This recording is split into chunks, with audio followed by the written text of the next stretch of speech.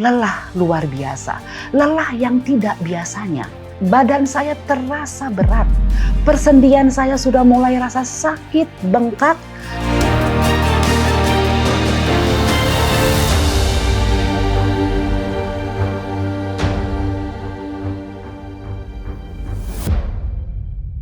Saya, Roliana Febrinia Hutagalung, ingin menceritakan bagaimana Tuhan berjalan bersama-sama dengan saya.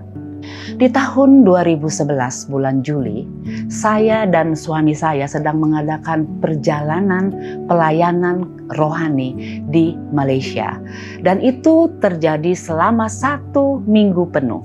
Setiap malam, peran saya adalah membawakan seminar rumah tangga selama 30 menit.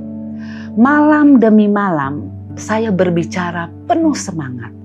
Namun hari keempat saya merasakan ada sesuatu yang terjadi di tubuh saya. Saya sedang berada di podium. Ketika saya mau menyampaikan beberapa kalimat, tubuh saya terasa sangat lelah. Lelah luar biasa, lelah yang tidak biasanya. Untuk menggerakkan kaki 2 langkah saja ke depan, terasa berat. Keringat saya mengucur deras membasahi baju saya. Saya tahu ini ada yang tidak beres, tetapi saya harus lanjutkan materi itu. Demikian juga dengan hari ke-5, ke-6, dan ke-7. Saya tetap menjalankan pelayanan. Tetapi kondisi saya tidak baik-baik. Saya berpikir, oh itu karena perubahan cuaca. Oh itu karena kecapean. Saya banyak minum air putih, saya minum suplemen, berharap akan lebih baik lagi. Tetapi ternyata tidak. Setelah pelayanan rohani di Malaysia, Sabah, memang kami akan melanjutkan pelayanan rohani mini di Kuala Lumpur. Hari Rabu sampai Sabtu. Jadi ada jeda antara hari Minggu dan Selasanya. Dan kami rencana untuk pergi ke Penang, Malaysia. Karena itu adalah tanah kelahiran dari mama saya. Dan kakek saya juga misioneris dahulu kala di sana. Jadi kami mau berjalan-jalan di sana.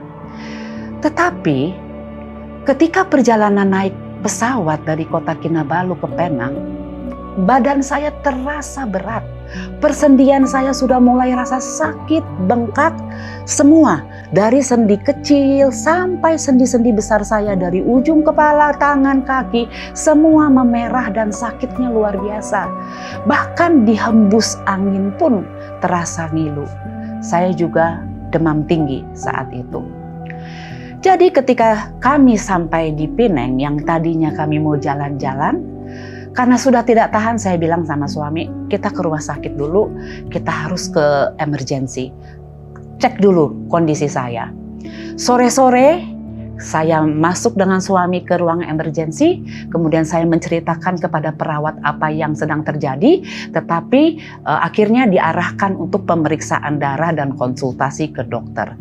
Dan setelah pertemuan dari dokter katakan, Ibu, kemungkinan Ibu menderita autoimun. Saya begitu kaget. Saya tidak menyangka bahwa hasil diagnosanya adalah autoimun.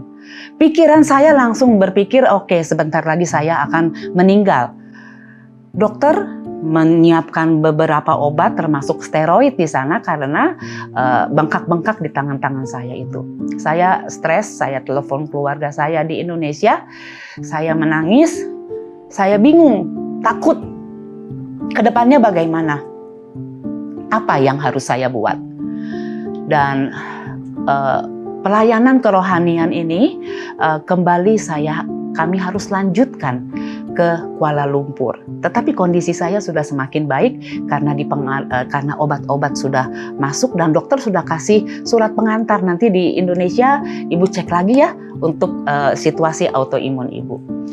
Bapak, apa yang saya rasakan adalah selama 3 bulan saya tidak menerima kenyataan ini. Saya stres, saya depresi.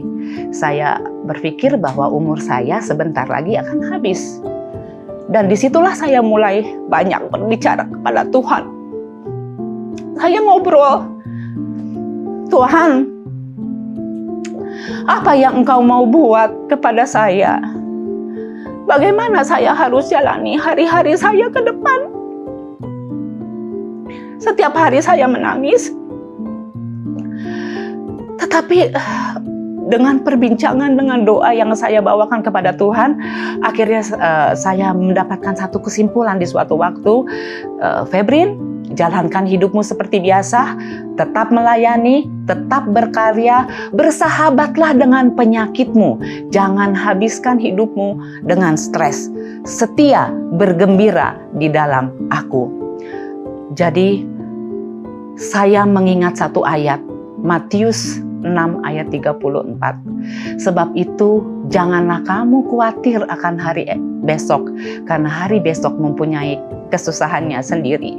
Sejak itu saya memutuskan untuk menjalani hidup dengan penuh ucapan syukur. Saudara-saudaraku, penyakit bisa datang, masalah bisa menghampiri, dan kadang-kadang kita tidak punya kuasa untuk mengubahnya, tapi kita punya pilihan. Tetap percaya, tetap melayani, tetap bersyukur.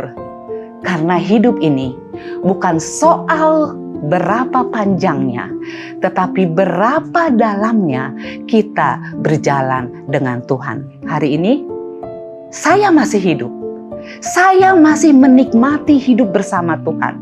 Saya menikmati pelayanan rohani, menjalani pekerjaan bukan sebagai orang yang sembuh total, tetapi sebagai orang yang mengalami penyertaan Tuhan setiap hari. Dan itu cukup bagi saya. Karena selama Tuhan ada, harapan selalu hidup.